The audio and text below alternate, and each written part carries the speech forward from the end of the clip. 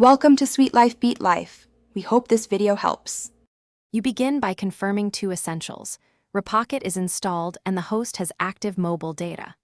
Once done, open Repocket and go straight to Profile then Settings. This avoids delays. Tap Internet Sharing to open the sharing panel. Make sure your receiving device is nearby and Bluetooth and Wi-Fi are turned on. Why now? Because Repocket uses a negotiated handshake over Bluetooth, then bridges data over Wi-Fi, so starting both radios speeds the connection. Next, pick the share mode. Hotspot if you want direct Wi-Fi performance, or relay for encrypted routing when you need privacy. Once selected, set an SSID and a strong password, 8 or more characters. This prevents unauthorized access. Now start pairing.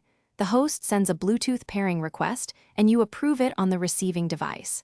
Make sure to grant location or tethering permissions when prompted, because the OS requires them for scanning and relaying network traffic. Finish by confirming the receiving device shows the host SSID and obtains an IP address. Open a page to verify connectivity. If pages load slowly, run a quick speed test. This tells you whether to switch modes or move closer. If anything fails, first toggle Bluetooth and Wi-Fi, then restart Repocket on both devices. These steps resolve most handshake or routing issues.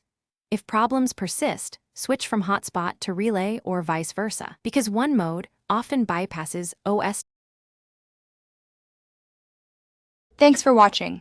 Consider subscribing if we helped you.